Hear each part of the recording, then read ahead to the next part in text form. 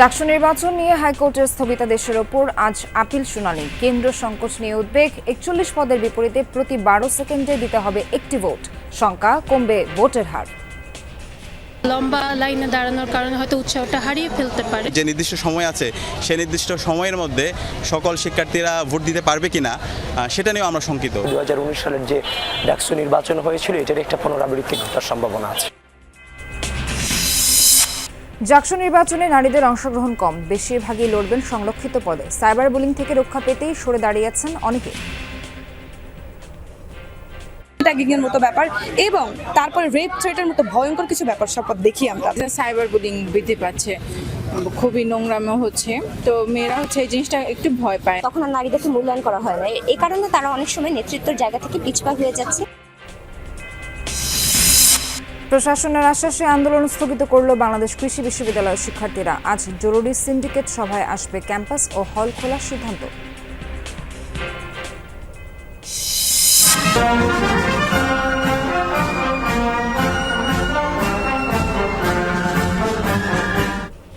দ্বিতীয় বিশ্বযুদ্ধে জয়ের 80 বছর পূর্তি উপলক্ষে চীনে জমকালো কুচকাওয়াজ। যোগ দিয়েছেন পুতিন, কিম জং সহ 26 দেশের সরকার ও রাষ্ট্রপ্রধান।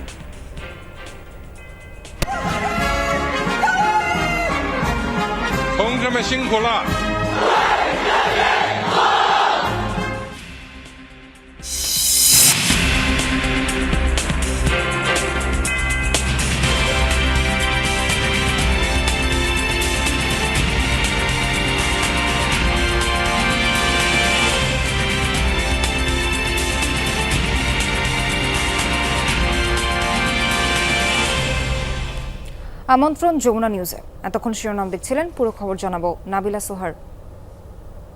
ডাকসু নির্বাচন 9 তারিখেই হবে কিনা জানা যাবে আজ।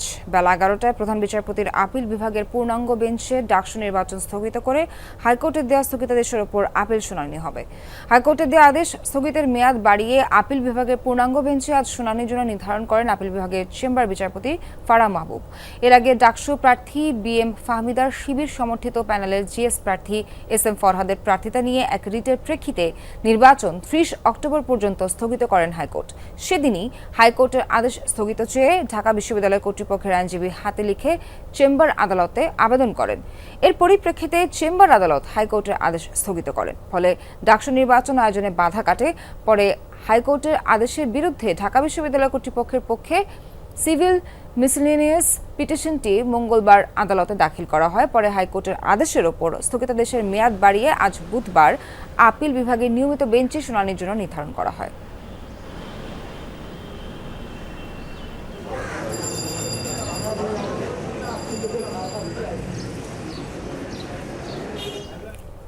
ডাকসু হল সংসদ নির্বাচন ঘিরে উৎসাহ আগ্রহের কমতি নেই প্রার্থী ভোটার কারো। কিন্তু যোগ বিয়োগ করে দেখেছেন কি একজন ভোটারকে কতক্ষণ লাইনে দাঁড়িয়ে থাকতে হতে পারে, অথবা কেন্দ্রীয় ও হল সংসদের ব্যালটে নিজের পছন্দের প্রার্থী খুঁজতে কতটা সময় পাবেন একজন ভোটার। গড় করলে একজন ভোটার 12 সেকেন্ড সময় পাবেন প্রার্থী খুঁজে ভোট দিতে। কেউ একজন বেশি সময় নিলে পেছনের জনকে চলে যেতে হবে অতিরিক্ত সময়। বিষয়গুলো নিয়ে চিন্তিত প্রার্থীরাও। আরিফুর রহমান সবুজের রিপোর্ট, ছবি তুলেছেন দিহান তালুকদার।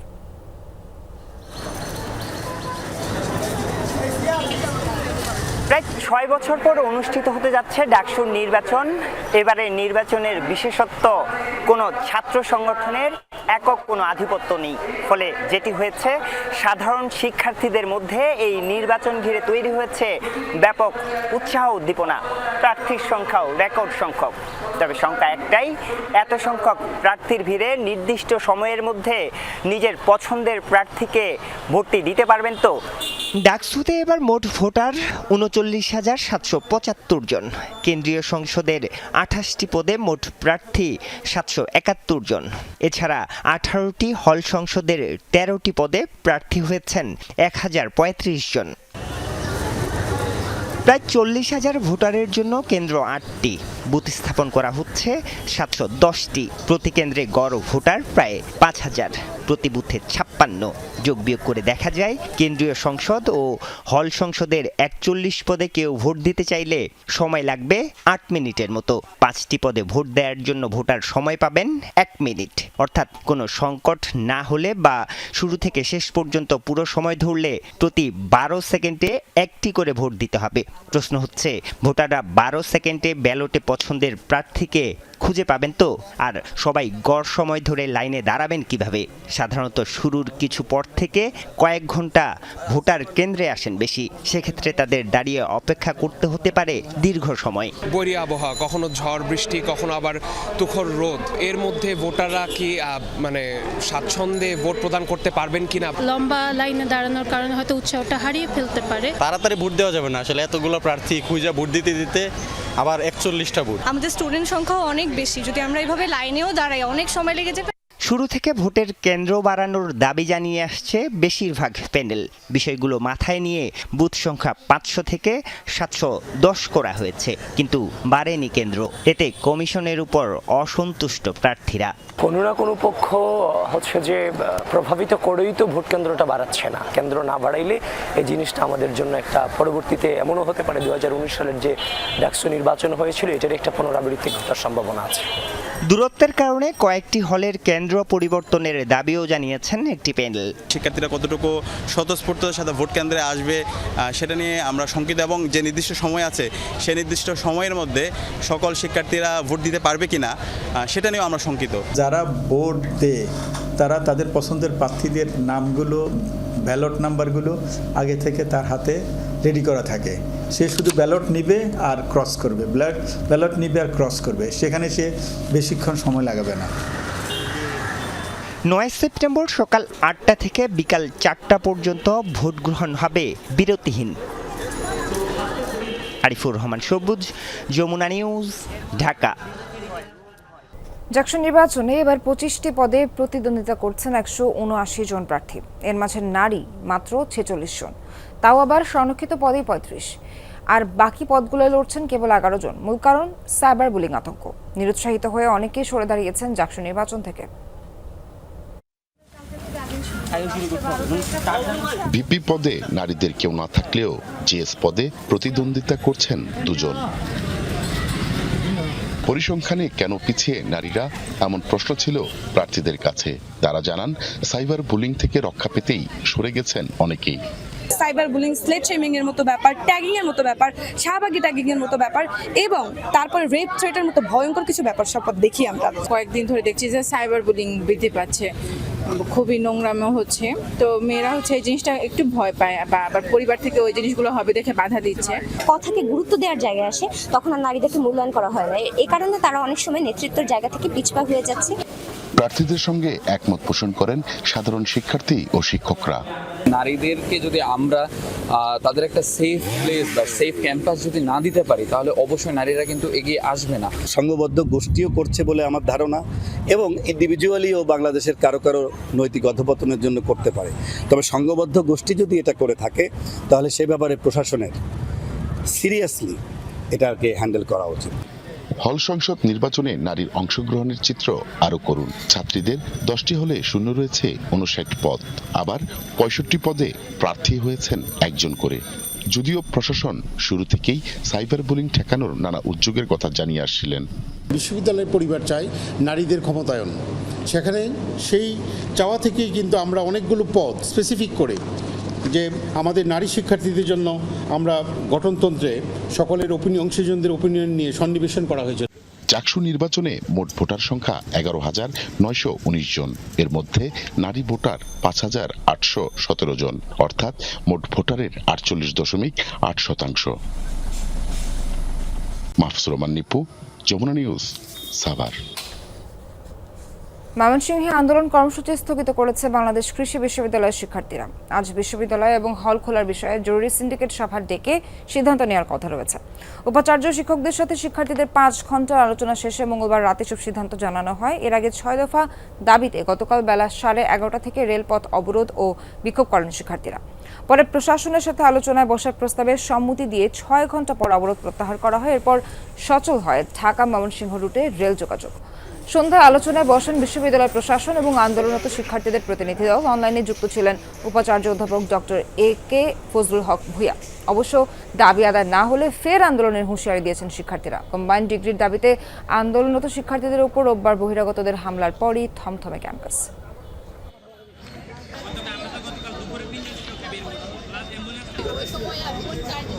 আগামী 7 দিনের মধ্যে ক্লাস এবং পরীক্ষা শুরু হওয়ার ব্যাপারে সিদ্ধান্ত গ্রহণ করা হবে পরবর্তী আগামীকাল বা পরবর্তী সময়ে, এবং ভবিষ্যৎ গণনা সম্পর্কে সিদ্ধান্ত হবে। কম্বাইন্ড ডিগ্রি নিয়ে যে কথাটা হলো সেইটা এখনো পর্যন্ত পুরোপুরি সিদ্ধান্তে আসতে পারা হয় নাই। আমরা স্যাররা আমাদেরকে টাইম দিয়েছেন, আরও আলোচনায় বসবেন। এই আন্দোলনের সাথে সংশ্লিষ্ট যারা আছে বা আন্দোলন যারা করছে শুরু থেকেই গত 37 দিন ধরে, তাদেরকে কোনো ধরনের প্রশাসনিক বা একাডেমিক কোনো ধরনের হ্যারাসমেন্ট করা হবে না, স্যার আমাদেরকে জানিয়েছেন। ঢাকা বিশ্ববিদ্যালয় থেকে যুক্ত হচ্ছেন সহকর্মী ফয়সাল মাহমুদ। ফয়সাল, আজ তো ডাকসু নির্বাচনের ইস্যুতে শুনানি, কি দেখছেন? জনসংখ্য কেমন সেখানে এবং সেখানকার সার্বিক পরিস্থিতি কেমন? সোহার, আজকে যেহেতু আজকে নতুন করে আবার যেহেতু উৎকণ্ঠা উদ্বেগ ছিল গত কয়েকদিন ধরে, জানেন হাইকোর্টে রিট হয়েছে, তার প্রেক্ষিতে ডাকসু নির্বাচন স্থগিতের একটি ঘটনা ঘটেছে। তারপর সেই রায় কিন্তু স্থগিত করা হয়। ফলে সেই আদালত কেন্দ্রিক যে জটিলতা ছিল সেটি কাটিয়ে কিন্তু আজকে আবার প্রচারণা পুরোদমে শুরু হওয়ার কথা। আমরা যেহেতু কিছুক্ষণ আগেই ক্যাম্পাসে, ঢাকা বিশ্ববিদ্যালয়ের ক্যাম্পাসে প্রবেশ করেছি এবং এখন পর্যন্ত আমরা যেটি দেখেছি, স্বতন্ত্র যে সকল প্রার্থীরা রয়েছেন তারা বিক্ষিপ্তভাবে আলাদাভাবে তারা কোথাও প্রচারণা চালাচ্ছেন। তবে এখনো পর্যন্ত আমরা কিন্তু বড় বড় যে সকল প্যানেলগুলো রয়েছে, ছাত্রদল, ছাত্র শিবির কিংবা বাকছাসের যে সকল প্যানেল রয়েছে, তাদেরকে আমরা এখনো পর্যন্ত কিন্তু প্রচারণায় নামতে দেখিনি। তবে হাইকোর্টের যেহেতু আজকে 11টায় যেহেতু স্থগিতাদেশের উপরে নতুন করে যে স্থগিতাদেশ জারি করা হয়েছে, সেটির উপরে কিন্তু আজকে শুনানি রয়েছে। ফলে সেই শুনানিকে কেন্দ্র করে কিন্তু শিক্ষার্থীদের মাঝে এক রকমের উদ্বেগ, উৎকণ্ঠা কাজ করছে। যেহেতু তারা ডাকসুর যে ঘোষণা, নির্বাচনের যে ঘোষণা, সেটি দেওয়ার পর থেকেই কিন্তু শিক্ষার্থীরা বেশ কিছুদিন ধরেই প্রচারণা চালিয়েছেন, তাদের শ্রম দিয়েছেন, সেখানে অনেক অর্থ ব্যয় হয়েছে। ফলে এখন যদি কোনোভাবে যদি আবারও ডাকসু যদি স্থগিত করা হয় বা এই ধরনের কোনো আদেশ আসে, সেই বিষয় নিয়েই তারা মূলত কিছুটা উদ্বিগ্ন হয়ে আছেন এবং সেখান থেকেই কিন্তু সে ধরনের আবারও অন্যান্য অস্থিতিশীল কিছুটা পরিস্থিতি তৈরি হতে পারে। ক্যাম্পাসে আবারও মিছিল বা শিক্ষার্থীরা প্রতিবাদে সোচ্চার হতে পারেন। তো সেই সকল বিষয় নিয়ে আসলে শিক্ষার্থীদের মাঝে আমরা দেখছি যে এক ধরনের উৎকণ্ঠা রয়েছেন। যদিও শিক্ষার্থীরা কোনোভাবেই, সাধারণ শিক্ষার্থীরা বলে কিংবা প্রার্থীরা বলে যারা নির্বাচনে অংশ নিয়েছেন, আসলে তারা কেউই কোনোভাবেই চান না যে ডাকসু বন্ধ হয়ে যাক। যেহেতু দীর্ঘদিন পরে এই ঢাকা বিশ্ববিদ্যালয়ের ক্যাম্পাসে একটি নির্বাচনী আমেজ, উৎসব, উদ্দীপনা শিক্ষার্থীদের মাঝে রয়েছে। একদিকে যেমন প্রার্থীরা সেই সাধারণ শিক্ষার্থীদের কাছে যাচ্ছেন, রুমে যাচ্ছেন, শিক্ষার্থীদের ব্যক্তি পর্যায়ে যাচ্ছেন, তাদের কাছে ভোট চাচ্ছেন। সেই ধরনের একটি উৎসব মুখর পরিবেশ, সেটি যাতে কোনোভাবে ব্যাঘাত না ঘটে সে বিষয়ে কিন্তু তারা সকলেই কিন্তু কাজ করছেন কিংবা তারা সকলেই কিন্তু সেই প্রত্যাশা করছেন। শিক্ষার্থীদের কাছে যেমন প্রার্থীরা গিয়ে তারা আসলে নতুন ক্যাম্পাস বিনির্মাণের প্রত্যাশা, স্বপ্ন দেখাচ্ছেন, সেই জায়গায় কিন্তু শিক্ষার্থীরাও চাচ্ছেন একটি সুস্থ ধারার রাজনীতি। যেহেতু বিগত সময়ে গেস্ট রুম, গণরুমের যে সকল ভয়ানক কালচার ছিল, সেই সকল কালচার থেকে যাতে বেরিয়ে ছাত্র রাজনীতি যাতে আবার সুষ্ঠু সুন্দর একটি পরিবেশে গড়ে ওঠে, সেই প্রত্যাশাই কিন্তু প্রার্থী, সাধারণ শিক্ষার্থী সকলেরই। তো সেই লক্ষ্যকে সামনে রেখেই মূলত সকল প্রার্থীরা তাদের প্রচারণা চালাচ্ছেন। ফয়সাল, আপনাকে ধন্যবাদ। ঢাকা যুক্তরাষ্ট্রের নতুন রাষ্ট্রদূত হিসেবে পেশাদার কূটনীতিক ব্রেন্ট ক্রিস্টেনসেনকে মনোনীত করেছেন প্রেসিডেন্ট ডোনাল্ড ট্রাম্প। মঙ্গলবার প্রস্তাবটি পাঠানো হয় মার্কিন সিনেটে। পার্লামেন্টের উচ্চকক্ষে পাশ হলেই তার নিয়োগ চূড়ান্ত হবে। বিষয়গুলো জানিয়ে একটি সংবাদ বিজ্ঞপ্তি প্রকাশ করেছে মার্কিন স্টেট ডিপার্টমেন্ট।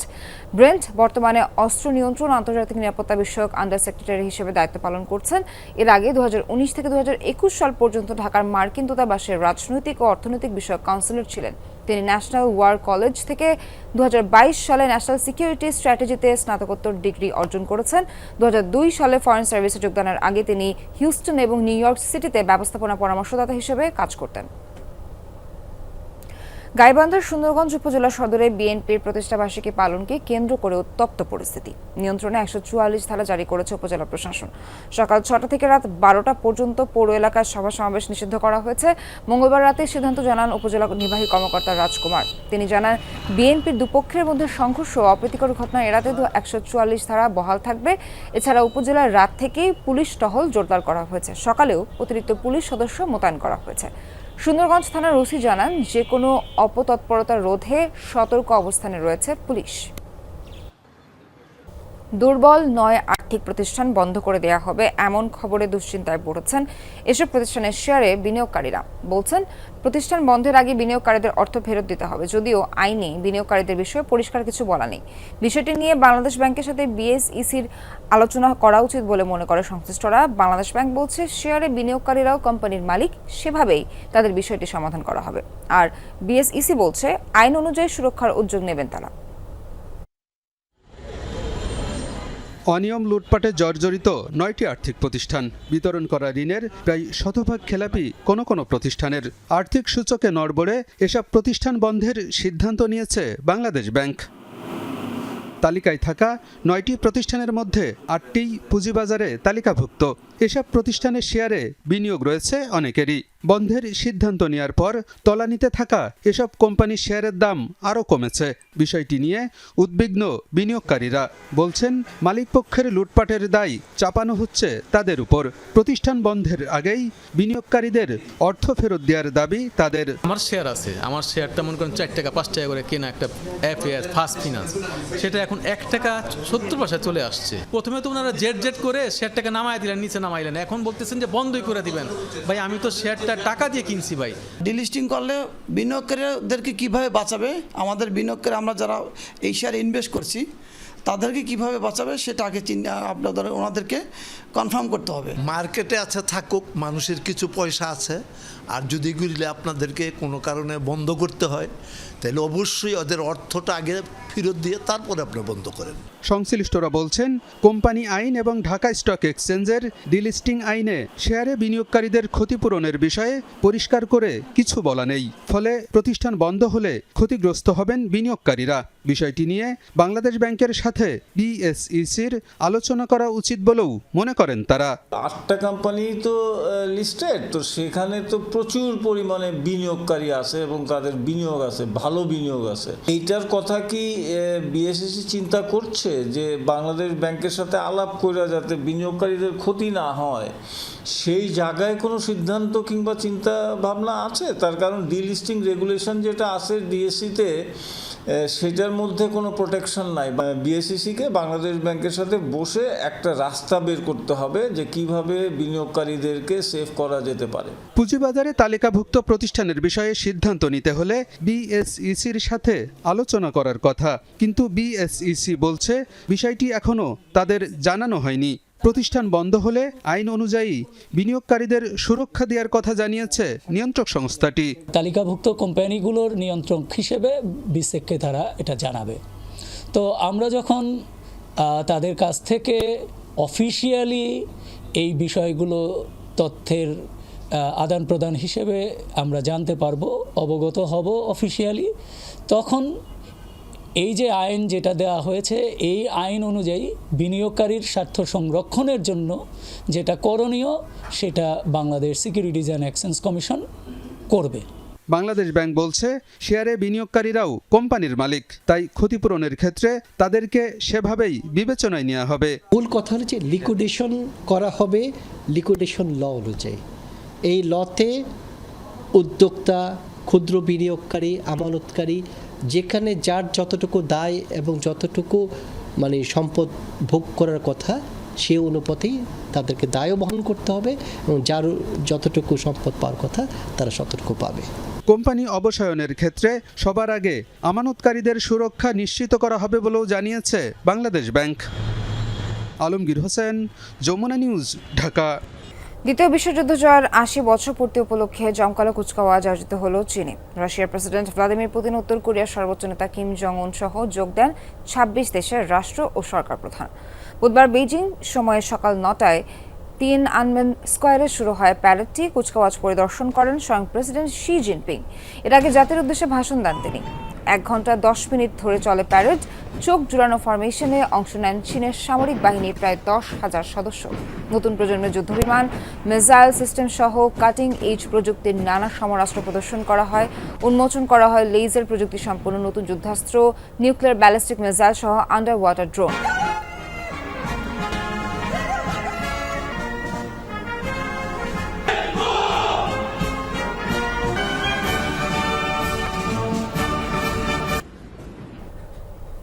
এবার ভয়াবহ বন্যায় বিপর্যস্ত ভারতের রাজধানী নয়াদিল্লি। টানা ও প্রবল বৃষ্টিপাত এবং হসিনাকুণ্ড বাঁধ খুলে দেয়ায় অস্বাভাবিক বেড়ে গেছে যমুনা নদীর পানির উচ্চতা।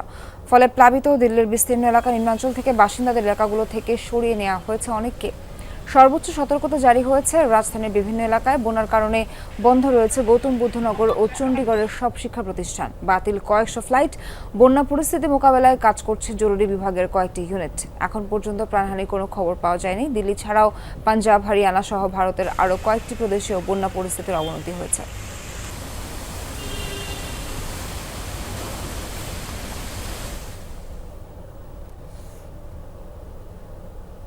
পাকিস্তানের বেলুচিস্তান ও খাইবার পাখতুনখোয়া প্রদেশে পৃথক 3টি হামলায় প্রাণ গেছে কমপক্ষে 22 জনের। এরই মধ্যে কোয়েটা শহরে বেলুচিস্তান ন্যাশনাল পার্টির রাজনৈতিক সমাবেশে আত্মঘাতী বোমা বিস্ফোরণে 11 জনের মৃত্যু হয়েছে। আহত দলটির অর্ধশত নেতাকর্মী। ধারণা করা হচ্ছে হামলায় মারা গেছেন দলটির কোয়েটা প্রধানও। এদিকে খাইবার পাখতুনখোয়া প্রদেশের সীমান্তবর্তী এলাকার একটি সামরিক ঘাঁটিতে বিস্ফোরক ভর্তি গাড়ি দিয়ে আত্মঘাতী হামলা চালানো হয়েছে।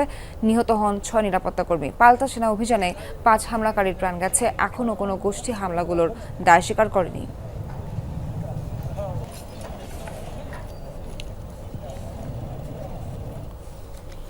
পাঁচ 5.2 মাত্রার আফটারশক অনুভূত হলো আফগানিস্তানের ভূমিকম্পে ক্ষতিগ্রস্ত অঞ্চলগুলোয়। মঙ্গলবার স্থানীয় সময় দুপুরে জোরালো কম্পন অনুভূত হয় কুনার, নানগারহার সহ আশপাশের প্রদেশগুলোতে। শঙ্কা ক্ষয়ক্ষতির মাত্রা আরও বাড়তে পারে। এদিকে দুর্গম পাহাড়ি অঞ্চলে হওয়ায় খুব ধীর গতিতে এগোচ্ছে উদ্ধার কার্যক্রম। জীবিতদের উদ্ধারে মোতায়েন করা হয়েছে হেলিকপ্টার। এখনও ধ্বংসস্তূপের নিচে চাপা পড়ে আছে অনেক মরদেহ। উদ্ধারকৃতদের হেলিকপ্টার যোগে নেওয়া হচ্ছে রাজধানী কাবুলের হাসপাতালগুলোয়। এরই মধ্যে ভূমিকম্পে নিহতের সংখ্যা বেড়ে দাঁড়িয়েছে প্রায় 1,500-এ। পরিস্থিতি মোকাবেলায় জরুরি সহায়তার ঘোষণা দিয়েছে জাতিসংঘ। অন্যদিকে 1 মিলিয়নেরও বেশি আর্থিক সহযোগিতার প্রতিশ্রুতি দিয়েছে যুক্তরাজ্য। ইউক্রেনের ইউরোপীয় ইউনিয়নে যোগদান ইস্যুতে কখনো বিরোধিতা করেনি রাশিয়া। মঙ্গলবার এ মন্তব্য করেন প্রেসিডেন্ট ভ্লাদিমির পুতিন। চীনে স্লোভাকিয়ার প্রধানমন্ত্রী রবার্ট ফিকোর সাথে দ্বিপাক্ষিক বৈঠক করেন পুতিন। সেখানে তিনি বলেন, রাশিয়া ইউরোপের গভীরে হামলা চালাতে পারে এমন অবাস্তব ভূতের ভয়ের গল্প চলছে দীর্ঘদিন ধরে। ইউক্রেনের সংঘাত শুরুর পেছনে অন্য পাশ থেকে উস্কানি ছিল এমন মন্তব্য করেন তিনি। নিজেদের স্বার্থ রক্ষা ছাড়া অন্য কোনো উদ্দেশ্য ছিল না বলেও জানান।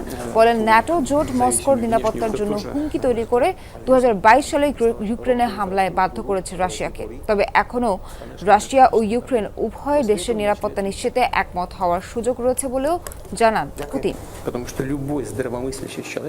দীর্ঘদিন ধৈর্য ধারণ করেছি। ইউক্রেনীয় বাহিনী আমাদের জ্বালানি স্থাপনায় হামলা চালিয়ে গেছে। এরপর আমরা প্রতিক্রিয়া দেখানো শুরু করি এবং এখনও তাই করছি। ইউরোপীয় ইউনিয়নে যোগদানে ইউক্রেনকে কখনো বাধা দেয়নি। ন্যাটোর বিষয়টি আলাদা। আমরা এটাকে অগ্রহণযোগ্য বিবেচনা করি। সংঘাত শেষেও সমঝোতার ভিত্তিতে ইউক্রেনের নিরাপত্তা নিশ্চিত সম্ভব। এবার ভেনেজুয়েলার নৌযান টার্গেট করে অভিযান চালালো যুক্তরাষ্ট্র। প্রাণ গেছে কমপক্ষে 11 জনের। প্রেসিডেন্ট ডোনাল্ড ট্রাম্পের দাবি, নৌকাটিতে করে মাদক পাচার করা হচ্ছিল যুক্তরাষ্ট্রে। নিজস্ব সামাজিক যোগাযোগ মাধ্যম ট্রুথ সোশ্যালে এই বিষয়ক একটি পোস্ট করেন তিনি। সাথে যুক্ত করেছেন একটি স্যাটেলাইট ভিডিও।